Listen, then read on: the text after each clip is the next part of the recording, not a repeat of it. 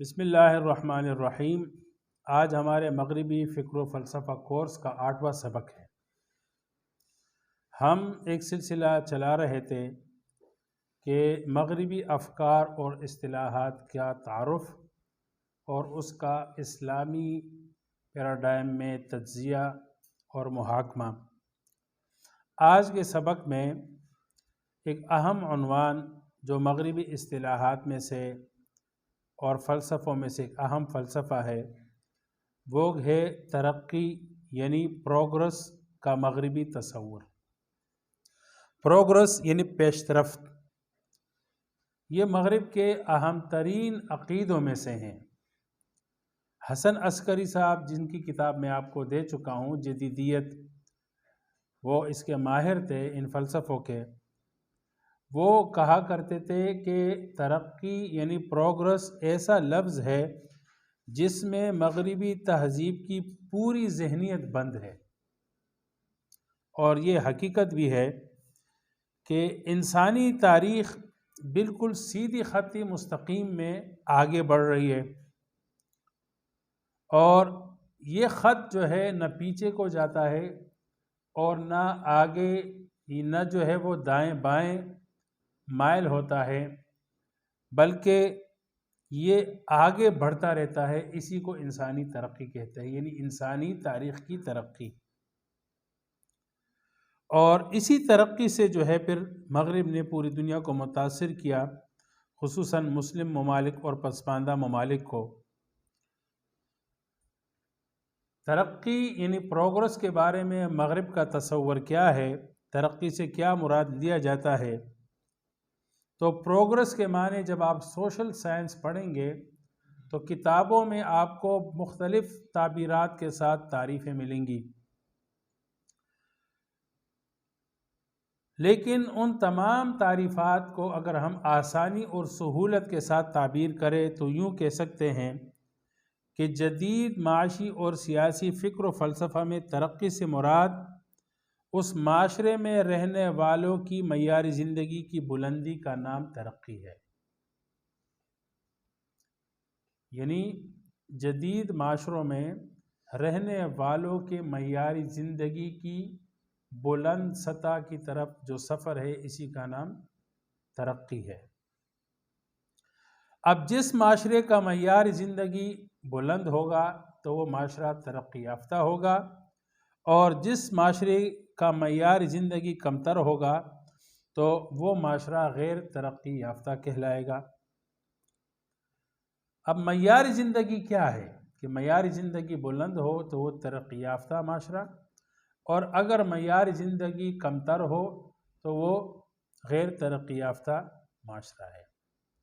معیار زندگی کیا ہے؟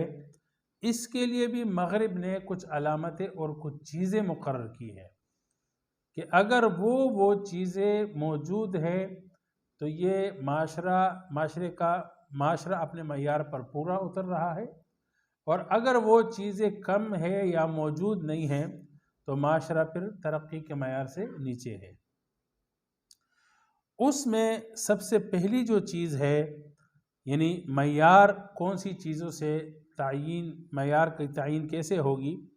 تو پہلی چیز ہے کہ معاشرے کے افراد بطور ہیومن، بطور انسان،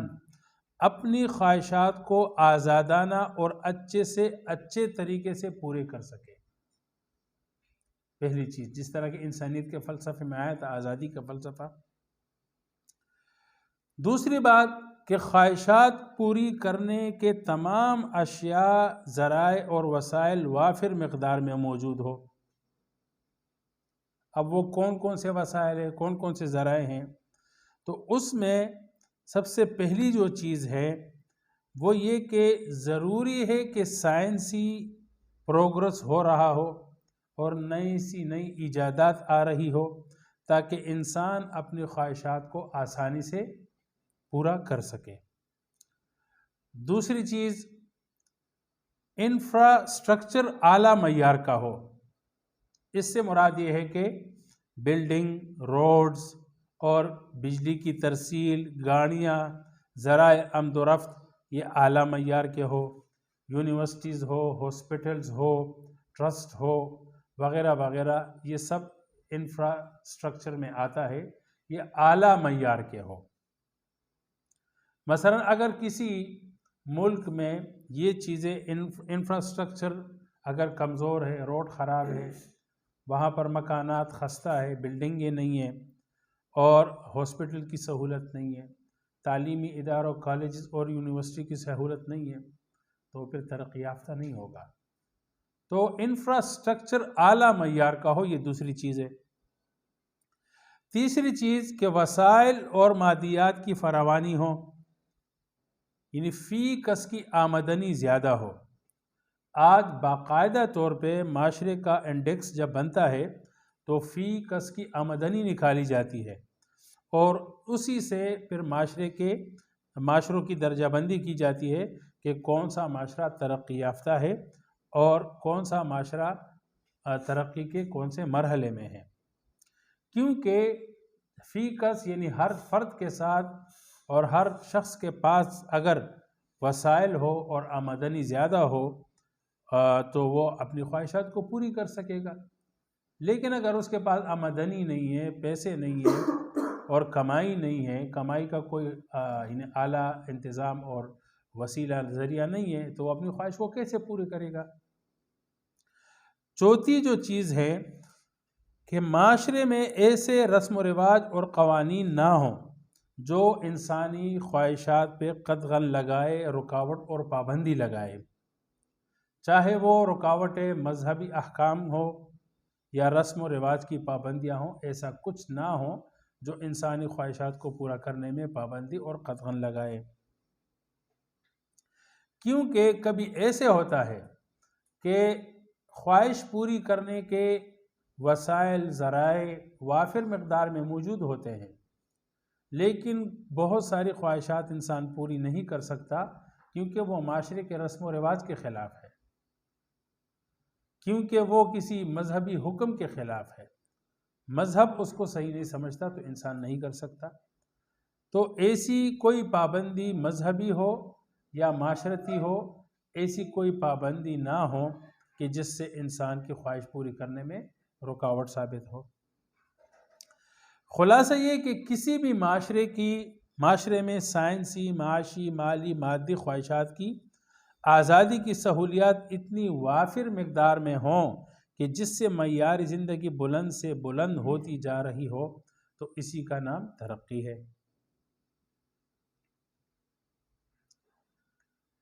یہ ہے مغربی تصور کے لحاظ سے ترقی کا معیار اور ترقی یافتہ کا شمار ہونا۔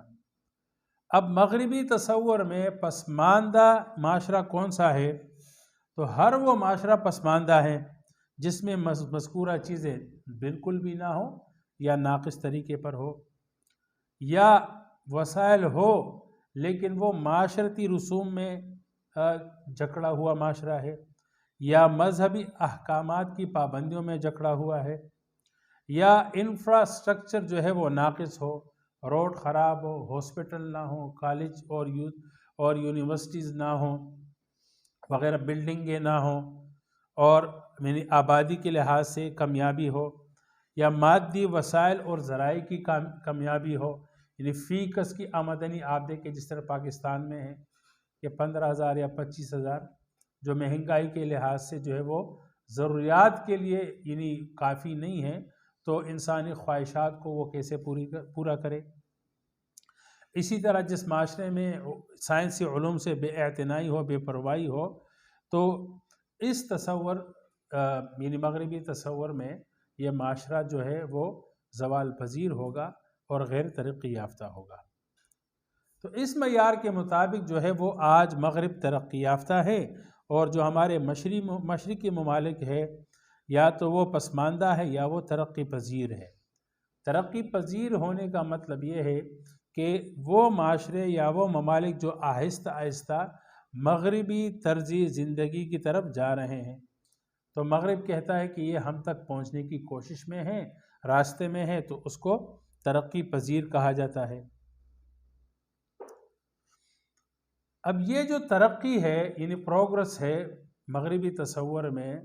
یہ کوئی ایک تصور نہیں ہے، کوئی ایک فلسفہ نہیں ہے، زندگی کا کوئی ایک کونا نہیں ہے، بلکہ یہ پورا تصور حیات ہے کہ زندگی کا مقصد ہی یہی ہے کہ محدود وقت میں اپنی تمام خواہشات پوری کرنا، اسی کے لیے انسان اس دنیا میں موجود ہے۔ اسی وجہ سے مغرب سے آج جو ہے وہ اس ترقی کے تصور کی وجہ سے تمام کے تمام وہ رکاوٹیں دور ہو گئی جو اس میں قدغن لگائے اور پابندی لگائے۔ ان کے ہاں کوئی مذہب نہیں ہے، رسم و رواج نہیں ہے، کوئی پابندی نہیں ہے، انسان جو کچھ چاہے تو کر سکتا ہے، بلکہ اگر کچھ کام کر رہا ہے تو اس کو برا بھی نہیں سمجھا جاتا، بلکہ برا سمجھنے والا خود مجرم ہوگا، اس پر کوئی تنقید بھی نہیں کر سکتا۔ کسی کو یہ حق نہیں ہے کہ خود کو اچھا سمجھے اور دوسرے کے کسی فعل کو یا کسی کردار پر انگلی اٹھائے۔ اور دوسرا یہ کہ سائنسی ایجادات جو آج کل تیزی سے ہو رہی ہے، ان سب کا مقصد یہ ہے کہ کم وقت میں آسانی کے ساتھ جو ہے وہ انسانی خواہشات، بڑی بڑی خواہشات جو ہے وہ پوری ہو سکے۔ اب اس میں یہ کہ ہم جتنا پیچھے جائیں گے صدیوں در صدیوں، تو وہ جو ہے معاشرہ زوال پذیر اور پسماندہ کہلائے گا۔ مطلب یہ ہے کہ اس صدی سے پہلے انسانی خواہشات کو پورا کرنے کے وسائل اور ذرائع نہیں تھے، تو آج ایک صدی پہلے کی جو صدی ہے وہ اس صدی کے لحاظ سے جو ہے وہ یعنی غیر ترقی یافتہ تھا، پسماندہ تھا۔ پھر اس صدی سے پیچھے جائیں گے تو اس سے یعنی 2 صدیاں پہلے وہ اس دوسری صدی سے زیادہ پسماندہ ہے۔ پھر اس تیسری صدی سے آپ جائیں گے پیچھے 4تھی صدی، تو جتنا آپ پیچھے چلتے جائیں گے اور انسانی وسائل اور ذرائع، انسانی خواہشات کو پورا کرنے کے وسائل، مادی وسائل اور ذرائع اور آمدنی اور سائنسی ایجادات یعنی سہولیات، اس کی جتنی کمیابی ہوگی اور ہوتی رہی ہے تاریخ میں، تو وہ معاشرہ، وہ صدیاں، وہ دور اور تاریخ جو ہے وہ پسماندہ تاریخ کہلائے گی۔ یہاں تک کہ آپ اگر کسی مغربی فلاسفر سے یا مغرب سے متاثرہ مشرقی کسی لبرل سے پوچھیں گے کہ صحابہ کرام اور حضور علیہ الصلوۃ والسلام کی جو مکی اور مدنی زندگی تھی وہ ترقی یافتہ تھی یا غیر ترقی یافتہ تھی، تو وہ آپ کو فوراً بول دے گا کہ وہ غیر ترقی یافتہ تھی۔ تو یہ غیر ترقی یافتہ ہونے کا جو فتویٰ لگایا جاتا ہے کہ صحابہ کرام کے زمانے میں کوئی ترقی کچھ بھی نہیں تھی، اس کا مطلب یہی ہے کہ وہ مغرب کے اس معیار ترقی کے روح سے صحابہ کرام کے اس دور کو غیر ترقی یافتہ دور کہہ رہا ہے۔ اب ہم اس مغربی تصور ترقی کو اسلامی تصور ترقی کی روح سے اگر جائزہ لیں گے تو یہ دونوں چیزیں بالکل متضاد نظر آئیں گی، کیونکہ اسلام میں ترقی اس چیز کا نام ہے کہ آپ دنیا میں ہر پل میں ہر ایسا عمل کریں جس سے آپ کی آخرت بن رہی ہو، چاہے دنیاوی مادی اسباب ہو یا نہ ہو۔ انفراسٹرکچر میں اگر کوئی شخص صحرا میں رہ رہا ہے، جھونپڑی میں رہ رہا ہے یا کچے مکان میں رہ رہا ہے، لیکن وہ ایمان کے ساتھ اچھے اعمال کر رہا ہے تو اس کی آخرت بن رہی ہے، تو ایسے لوگ اور ایسا معاشرہ اور ایسے قوم یا ایسے افراد یہ ترقی کی راہ پہ چل رہے ہیں۔ لیکن مغرب اس کو پسماندہ کہے گا۔ اگر اسلام کی روشنی میں دیکھیے پابندیاں ہیں، مادی چیزوں کو بنانا اور کمانا یہ حرام نہیں ہے، منع نہیں ہے، لیکن کمانے کی بھی کچھ پابندیاں ہیں کہ حلال ذرائع سے کمانا ہے اور حرام ذرائع سے نہیں کمانا ہے، تو یہ قدغنے لگاتا ہے۔ پھر کمانے کے بعد خرچ کرنے میں بھی ہر خواہش میں انسان اپنا مال اور اپنی آمدنی خرچ نہیں کر سکتا، کہاں لگانا ہے اور کہاں نہیں لگانا ہے اس پر بھی انسان جو ہے وہ یعنی پابند ہے کچھ حدود کا، جو شریعت بتاتا ہے کہ کون کون سی جگہوں میں اپنا مال لگانا ہے اور کون کون سی جگہوں میں اپنے مال کو نہیں لگانا ہے۔ تو اسلامی ترقی تصور میں گویا کہ مغرب کا جو معاشرہ ہے وہ بالکل مفلس ہے، وہ انتہائی درجے کا پسماندہ معاشرہ ہے، کیونکہ وہاں پر کوئی ایک ایسا عمل کسی اس تصور سے نہیں کیا جاتا کہ اس سے میرا رب راضی ہو اور میری آخرت بنے۔ تو اس لحاظ سے اسلامی ترقی تصور میں مغرب جو ہے وہ انتہائی پسماندہ معاشرہ ہے، لیکن مغرب کہتا ہے کہ بھائی مسلمان جو ہے وہ پسماندہ ہے، کیونکہ ان کا معیار کچھ اور ہے اور اسلام کا ترقی کا جو معیار ہے وہ کچھ اور ہے۔ اسلام تو کہتا ہے کہ اگر تمہاری ترقی اسی میں ہے کہ دنیا جو ہے وہ کھیتی ہے اور آخرت جو ہے وہ اس کھیتی کو حاصل کرنے کی جگہ ہے، مطلب تمہاری کھیتی، تمہاری محنت، تمہاری کوشش وہ آخرت کو بنانے کا ہے۔ اگر یہ اچھے اعمال اور ایمان ہے اور جتنا یہ بڑھے گا تو اتنی ترقی ہو رہی ہے، اور اس دنیا میں مادی لحاظ سے جو تو نے رہنا ہے وہ کہ کن فی الدنیا کا انک غریب او غابر السبیل، کہ دنیا میں رہنا بھی ہے، کمانا بھی ہے، لیکن مسافر بن کر رہنا ہے، ایک راہ چلتے مسافر کی طرح رہنا ہے، کیونکہ یہ تیری منزل نہیں ہے۔ تو بہرحال ہمیں جو ہے مغربی ان تصورات کو اور ان فلسفوں کو اور ان افکار کو اس لیے سمجھنا ہے کہ جو چیز، جو حقائق آج ہم تسلیم کر چکے ہیں وہ حقائق اسلام کے نہیں ہیں، وہ حقائق مغرب کے ہیں۔ آج ہم تسلیم کر چکے کہ بھائی ہماری ترقی اسی میں ہے کہ سائنس اور ٹیکنالوجی میں ہم مغرب کی برابر ہو جائیں گے تو ہم ترقی یافتہ ہو جائیں گے۔ ایک دیندار شخص سے آپ پوچھ لیں، وہ یہی سمجھتا ہے کہ ترقی کیا ہے، تو وہ مغرب کے معیار میں آپ کو کہے گا کہ آپ کی طرز زندگی اگر مغرب کے برابر ہے یا اس جیسی ہے تو آپ ترقی یافتہ ہے، ورنہ آپ زوال پذیر ہے، آپ پسماندہ ہے۔ اب اس سے ہمیں یہ بھی پتہ چلا کہ مغرب کے اس تصوری ترقی نے مسلم معاشروں کو کتنا متاثر کیا۔ آپ کسی دیندار آدمی سے پوچھے، عالم دین سے پوچھے، تو وہ اپنے طرز زندگی کو کیسے بنانا چاہتا ہے، وہ مغرب کے معیار زندگی اور طرز زندگی کو اپنا آئیڈیل، چاہے تو وہ بول کر یا یعنی بغیر بولے غیر شعوری طریقے سے آئیڈیل سمجھتا ہے کہ میرے پاس اچھی گاڑی ہو اور بڑا بنگلہ ہو، بڑا گھر ہو، اچھی نوکری ہو، آگے پیچھے نوکر چاکر ہو، اور میری کسی بھی خواہش کو پورا کرنے میں کوئی رکاوٹ نہ ہو، میں جب چاہوں جیسے چاہوں ہر لحاظ سے اپنی خواہش پوری کر سکوں، تو یہ میری ترقی ہے۔ تو اس سے یعنی یوں سمجھے کہ ایک مسلم معاشرے کے ہر فرد کے ذہن پہ اور دماغ پہ یعنی مغربی ترقی ایک جادو کی طرح جو ہے وہ اثر کر چکا ہے،